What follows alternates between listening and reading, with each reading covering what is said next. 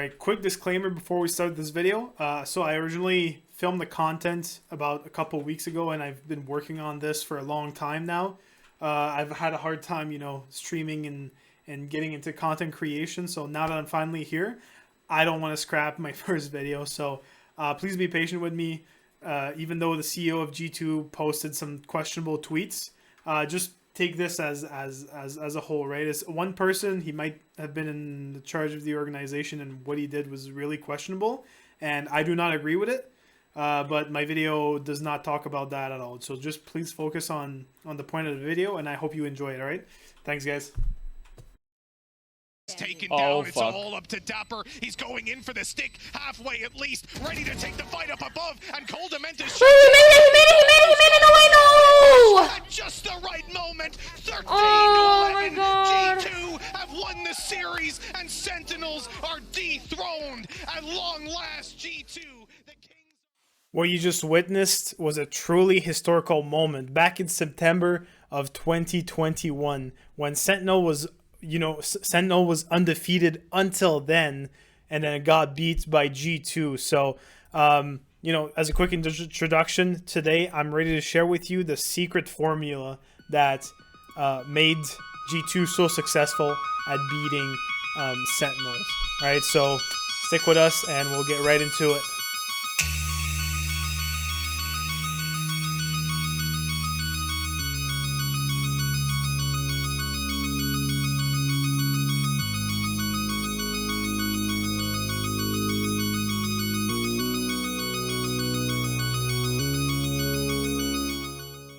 Alright, so since this is my first video, I will make a quick introduction. So I'm Gaten. I've been playing video games since I can honestly remember it. I've been playing Valorant since the beta. I have played some shooters before, but I was not I was a little bit good at Valorant. I thought so. At least average to make it, I never played CS, so it was kind of a new genre for me. So if you want to see my Valorant tracker, just to see how I was in all the seasons and my overall stats, is going to be down in the description below. On most of the videos, that's going to be about Valorant. I'm all about transparency, as long as you guys understand that.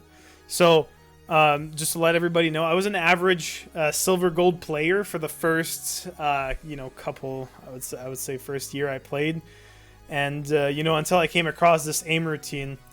So I tried it at first. It's pretty big. It's pretty extensive, very time consuming as well. So I never really got into it fully until March 2022. So I made some progress just because it gave me a little bit of skills, just trying it out a little bit, and it gave me just a little bit of edge. And in March 2022, I went from silver 2 at the beginning of the season to what you'll see at the end of the video. So in starting March 27th to April 28th of 2022, I had tried this aim routine for 30 days straight. All right, so let's get right into it.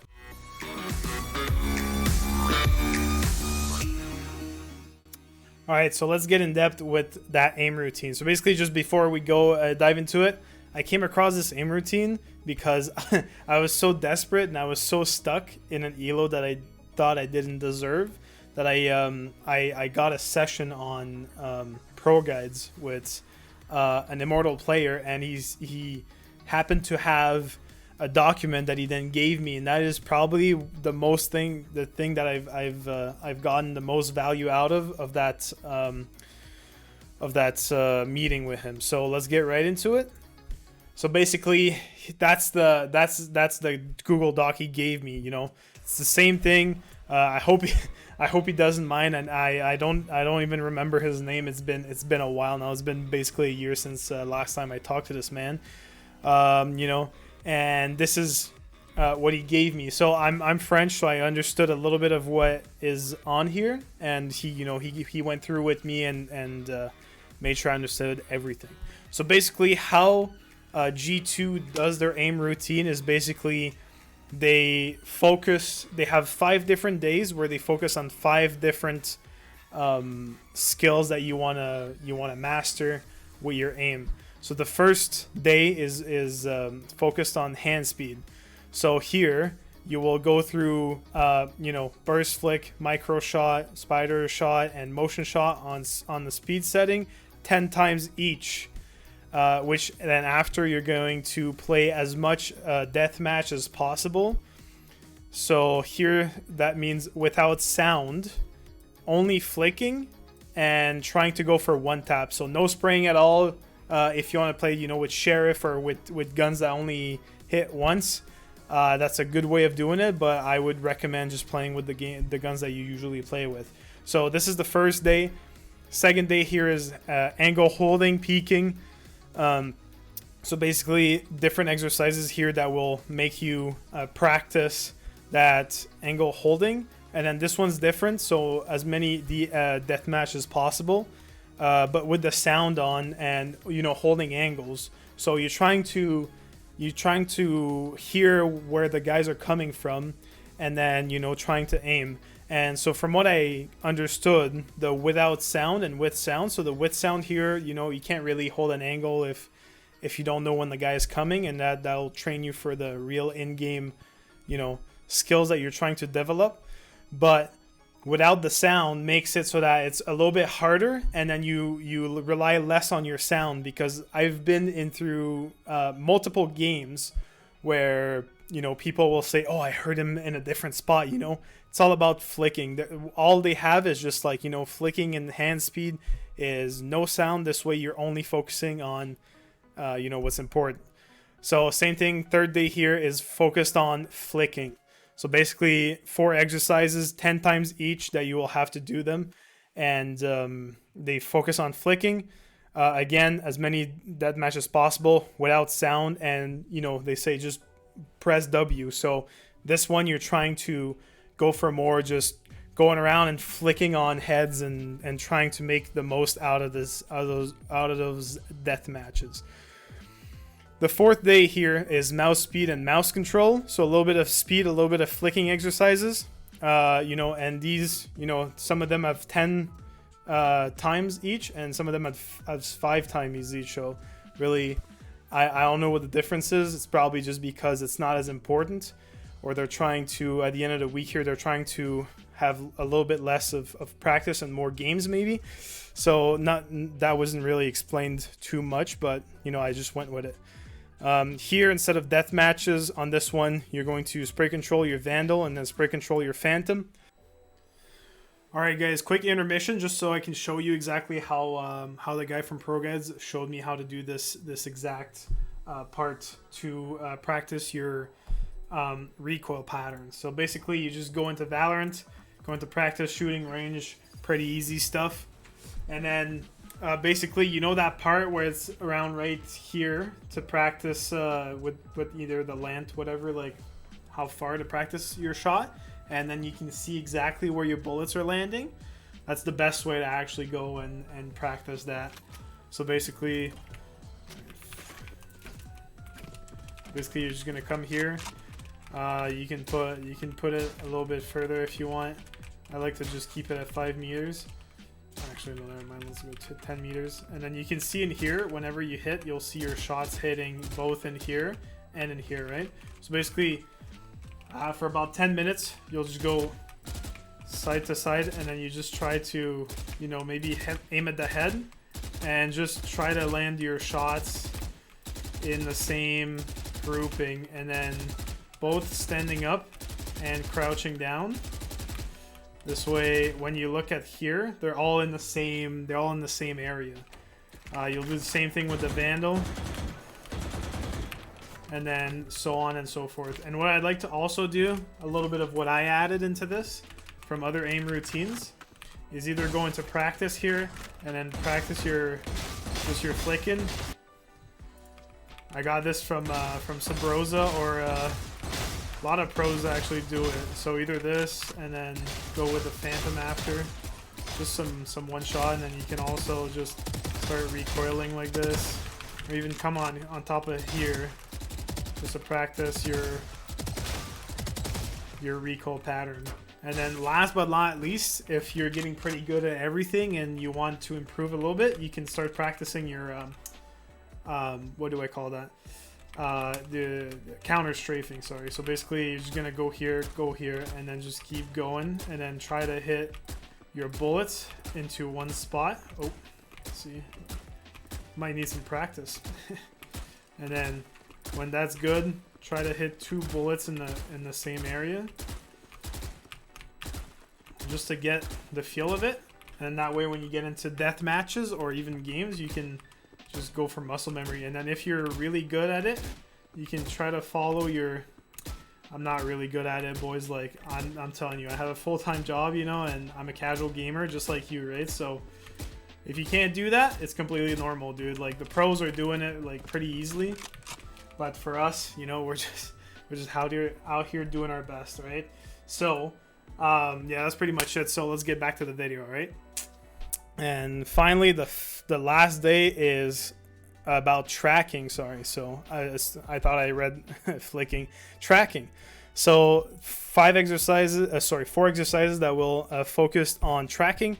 2 of them 10 times, 2 of them 5 times, and then the last one here is as many deathmatch as possible without sound, spray only, and spray control focus. So a little bit of what you learned here, a little bit of, you know, trying to do it within your deathmatch. So the thing to remember here, I think the thing that's the most important that I've learned also from that presentation with the pro player that coached me for a session of an hour is deathmatch shouldn't be like, you're not trying to win it. I see other pro players that say, oh yeah, like I try to win a deathmatch with a Vandal and win a deathmatch with a Phantom before I go into a game.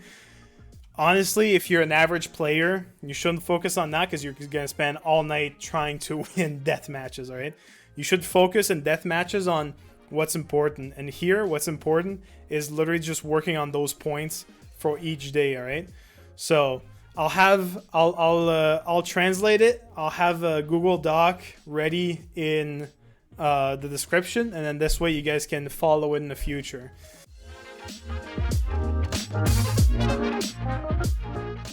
Like every day that I've done the training and I've done the aim labs, I would put my score down. This way I can analyze it.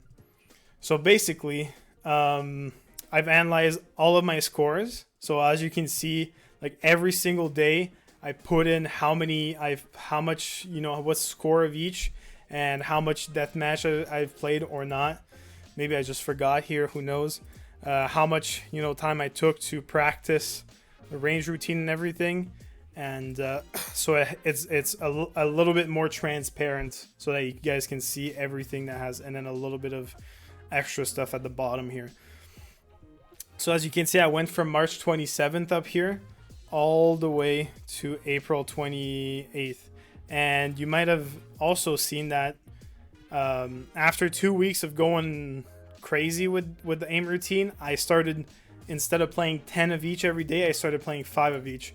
That is only because, as I explained before, I work full time and I got into the impression that I was doing too much practice and not enough playing, and it was a little bit playing with my mental, and I was having a hard time. And by the end of the season, you'll see my stats later, by the end of the season I kind of crashed back down, and it wasn't the greatest idea, but it still took, you know, my aim to a higher level that I did not expect it to go this far.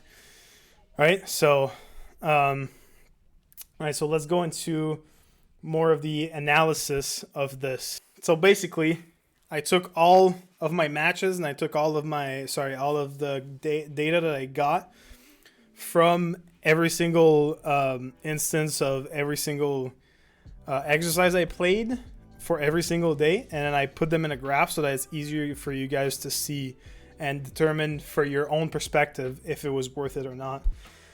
So as you can see, the first days are same color everywhere. So, you know, day one, all the day ones here, same color. So you can see they're, you know, most likely at the bottom. The second time I tried that day of aim routine, the hand speed day, you know, it got a little bit better. And then third day, you know, got a lot better. Fourth day, and then fifth day, it kind of came back a little bit. Oh, sorry, no, this is the fifth and this is the last day. So, you know, it kind of came back down a little bit. It's really dependent on the mood. It's really dependent on, you know, how work went or how your day went. Did I work out? Did I eat well? You know, the last couple days that day. So it's really, really hard to determine if it worked or not. The only thing is you can really see a difference between, you know, an average of the last couple matches here where you were at the, you know, third, fourth exercise, I'm already high, and the first week that I really went like, you know, kind of average and bottomed out on most of them, right? That was for the first day. Second day, if my graphs will load, you know, second day of the compilation of the second day here. You know, it's pretty easy to see, you know, what went well, what didn't go as well. So, you know, sometimes second day I crashed a little bit. You know, it really is dependent. It's so you can generally see that compared to my first tries at it and my second tries and the last tries, you can see a certain progression. The only thing is, you know, it's really dispersed. It really depends. You can see some more peaks as I progress, but you can't. It's hard to have a good correlation since we'd need a little bit more data. And if I do go through another one of these videos, which I most likely will, because I think they're important to do, just because I like analyzing this stuff. If I do go through again, I will make it a little bit, you know, harder on myself. So I'll go with, what did I eat well? Did I sleep well? You know, did I have coffee? Was I jittery? Was I not? You know, a lot more into this psychological evaluation if I can. So that was the angle, hold, and peaking. So flicking, I was already, in my opinion, pretty good at it. So progressing might not have been, you know, seen as much on these ones. As you can see, like, you know, these days went crazy, and even the last day didn't even peak as high as what I got on the second day. But I was pretty, in my opinion, I was pretty good at flicking already. What I was missing was mostly some mouse control, some mouse speed, some angle holding too, and some tracking. So this day here might not look like, you know, much mouse speed and mouse control here, you know. Same thing here. You can see a great correlation between comparing the first day and the last day that I've done these exercises. You know, a good progression here, good constant progression all throughout. A little bit same thing here, not really. Here you can see that it's pretty average. It goes between like 70,000 and max 85,000, you know, so it's really, really hard to pinpoint where exactly I progressed or not. Finally, on this one, the tracking day, I think is probably where I progressed the most, even though it might not show on the graphs. I used to be awful at tracking. If somebody was moving in the game, I'd just shoot left and right and not be able to hit a single headshot. Nowadays, I can move and do some counter strafing while hitting some headshots. So this did really improve me on that aspect for sure. And what I forgot to mention before too is I didn't go with a full when I would end the 5th day, I would go back to day 1. I gave myself, so I did day 1 on Monday all the way through day 5 on Friday, and then Saturday, Sunday I would just play. I would just warm up and play, just so that I could take a rest, just like normal practice of exercising. Just take a rest and then go on with my day. So basically, this is what I started at about 41 games into the season. So I haven't played before that for a whole season. I started Silver 2 and I made it to Gold 2 within 41 matches. So not too bad in my opinion, but it didn't really kick off too crazy at that point. And so a little bit later, this is what my progression looked like. I went from Silver 2 in that season, started right after, so basically episode 4 act 1 I did not play at all. So episode 4 act 2, when I started playing again, I got to silver 2 even though I was previously plat 1, peaked. So I was at silver 2, went directly to gold 1, skipped silver 3, so double promotion, and I went through gold 2, had a little bit of a up and down in gold 2, and I went straight to gold 3. Plat 1 was just passing through. Plat 2 was a little bit of a harder, you know, and then I got plat 3, and that's why I took this initial screenshot, because I've never made it past plat 1. So I was really seeing some progress. I was really seeing myself, you know, getting better at the game, and that's when I really kicked off and thought I had a good video here to have people, you know, try this, because it's pretty great in my opinion. And this is what I ended up with. So Diamond 3, this is my current act peak, unfortunately. So, and this is what I ended the season with, plat 2, unfortunately.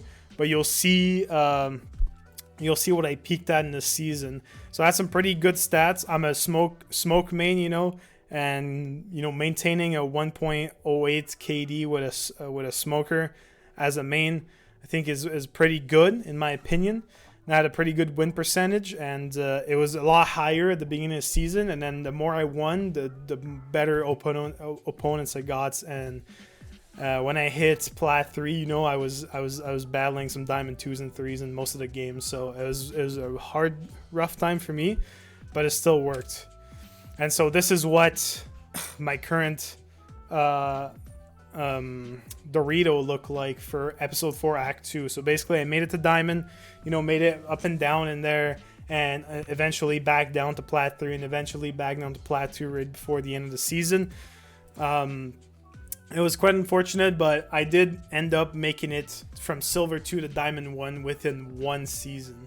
And I also started playing like halfway through that season, so it was pretty good in my opinion. I think I made it work the most, and I think that's what counts. And I feel like any other person who's as dedicated as a casual gamer to start putting some work into this is probably you know, could probably make it pretty good.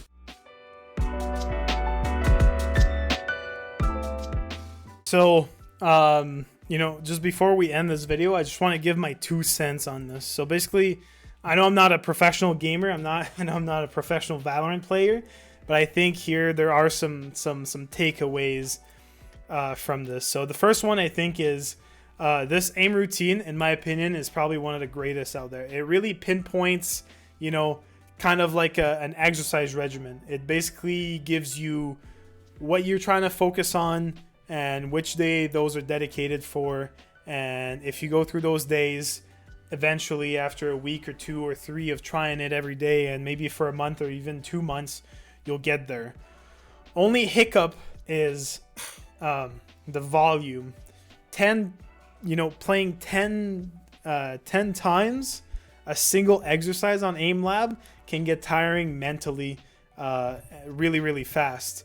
In my opinion, that's probably why a lot of the graphs that you saw started pretty good and then ended up bad, or like started pretty steady and then went berserk at the end. Because you start and, you know, you're like refreshed, you're like, oh, I like this is fun, and then you go through, and then after, you know, the 7th, the 8th, the 9th one, you're like, okay, I'm getting tired of this exercise. And eventually, when you get exercise that you don't like, because everybody, you know, you can't like every single exercise on aim lab. Some of them really grinds your gears. So when those come in and you have to do them 10 times, it is really hard to stay focused. Although I want to say that if you stay focused, you will most likely succeed at this. What I would recommend though is what he recommended to me when I first got introduced to that aim routine. He basically told me, you know, you work full time, you're not a professional gamer, you should try to at least do every single exercises 3 times, you know. And if that's how you want to start it, you should do it. You know, start every exercise just 3 times every day. You know, that's, you know, there's 4 exercises every day, so that's 12 exercises on aim lab. They're a minute each or a minute and a half, so 15 minutes you're gone of aim lab. And then you go into your death matches. Maybe you do let's say compromise. Let's do between 3 and 5 death matches, and after that, boom, you just go. You know, it really depends on you. A lot of the problem here is a lot of these depends on you, and what it is just you trying it. So, you know, if you're really busy and you only have 1 to 2 hours to play every day, then this video is not for you. You know that you won't have time to play this insane, you know, aim routine and still play video games and still have fun, right? And if it's all about fun, I'll make videos in the future, and you know, you should just remember that you're a casual gamer, and you know, you can't make it to Immortal if you play an hour or two every day, right? Well, at least not within a year or 6 months. So that's honestly my 2 cents. I'm just thinking, you know, a huge amount of volume, you know, a little bit hard to do, but ultimately if you have the time, it could probably save you like hundreds, even thousands hours of just playing and trying to make it work. You know, you'll gain, if you're a beginner or like an average player, you will probably you know, cut down your game time just by applying this aim routine, and then focusing on what you learned in the game, and going with it. So that's my 2 cents, and yeah, we'll just wrap up this video right after.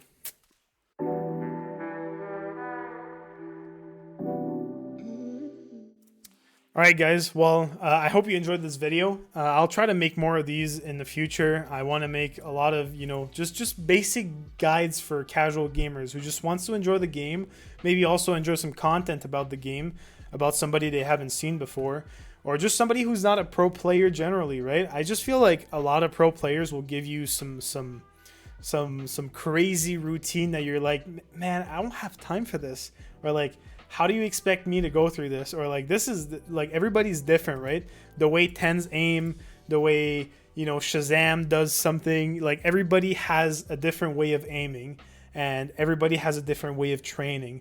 So, and it's the same for what I know a lot about, and it's, you know, not personal training, but just, you know, training, or just like physical training, right? So everybody's different in the gym, or, you know, in Valorant. So I'm trying to apply some of those principles in here, and trying to make it so that everybody can enjoy the game as much as they do. All right, so thanks for coming by.